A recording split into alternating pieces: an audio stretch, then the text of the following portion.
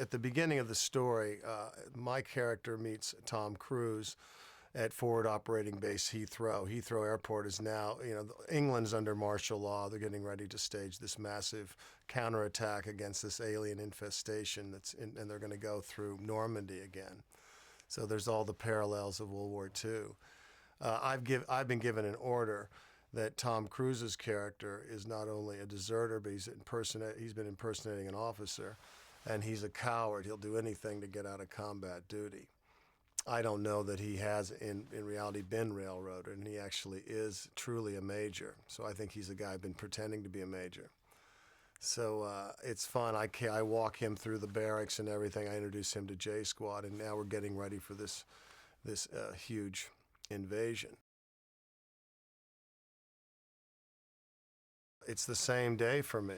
I'm going into the same thing. I have the same order that he's a deserter. So I'm going through basically the same routine, but his reaction starts to change because he knows what's going to happen. He starts finishing my sentences. He starts telling me, "Oh, you're Sergeant Farrell from Science Hill, Kentucky." And it's like, what? And so my character, if there's one thing that Master Sergeant Farrell does not like, he does not like to be unsure. This is a guy who's by the book, by the rules. He believes, that through discipline and readiness, you are the master of your own fate. He's almost a Nietzschean kind of character. And so each time the music changes and comes back and repeats and it's a little different, he's kind of being thrown off. And that kind of drives him a little crazy. The humor comes from seeing the character's reaction. The audience are in with Cage. They know he's in this loop and he's reliving this day and he's trying to anticipate to get ahead of the loop so he can survive the battle. But so there's an inherent, I think, kind of a factor that does create some humor in the movie. I mean, it's a lot of gallows humor too.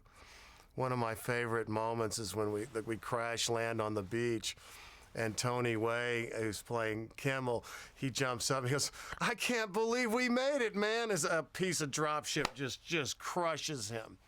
And I mean, that's dark, but it's funny. And of course, that happens a couple of times. So the first time, it's going to completely shock the audience. The second time, they're going to be anticipating it.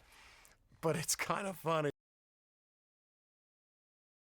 I've been in a lot of big movies that had a lot of effects sequences, and but this thing, when they start setting off this stuff, it literally jars your molars. And there might be 25 explosions and rockets going off in any one take, and you really don't have to you have to use your imagination at all. You're just reacting to what they're physically doing. They're blowing stuff up, so you're trying to duck, and you really are just trying to stay out of the way. So that's been pretty easy to play off of.